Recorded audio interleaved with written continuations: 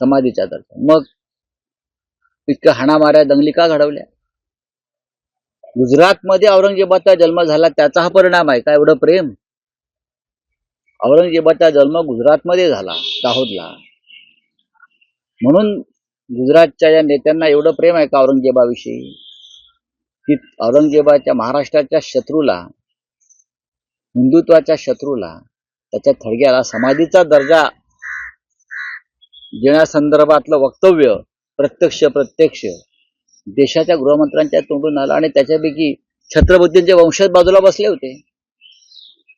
त्यांना खरं म्हणजे या सगळ्या गोष्टीचा त्रास व्हायला पाहिजे होता आणि छत्रपती शिवरायांचे ढोंगी चाहते यशवंतसिंह असतील, देवेंद्र फडणवीस असतील, अजित पवार असतील, त्यांनाही याच्यावरती आक्षेप घ्यावा असा वाटला नाही या समाधीवर।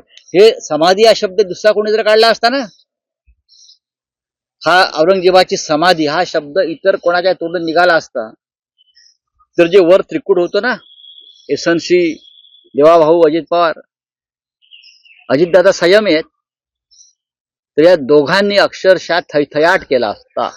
कसं हिंदुत्वाचा कडेलोट झाला, अमुक झाला, तमुक झाला, औरंगजेबाचं कसं उदात्तीकरण करतायत, समाधी म्हणतायत, हे दोघे आघाडीवर असते। मग काल श्री अमित शहा यांनी औरंगजेबाच्या थडग्याला समाधीचा दर्जा तुमच्या समोर दिला महाराष्ट्र सरकारच्या मुख्यमंत्र्यांच्या, त्यांच्या तोंडून काय चकार शब्द निघाले नाही, या राज्याचं दुर्दैव आहे।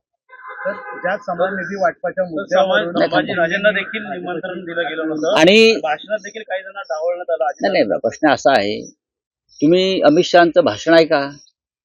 त्याने शिवाजी महाराज उल्लेखच केलेला नाही। शिवाजी शिवाजी शिवाजी एकेरी उल्लेख, हा एरवी शिवाजी महाराज नाही म्हणाल तर याद राखा ते छत्रपती होते। छत्रपती होतेच हो, मग ते छत्रपती होते किंवा आहेत आणि महाराज आहेत हे या देशाच्या गृहमंत्र्यांना माहीत नाही आणि ते रायगडावरती येऊन शिवाजी महाराजांवरती महाराष्ट्राला ज्ञान देतात। हे कुठले ज्ञानदेव आम्हाला ज्ञान देणारे? या ज्ञानाची आम्हाला गरज नाही, आमच्या महाराष्ट्राचे ज्ञानदेव आहेत स्वतः।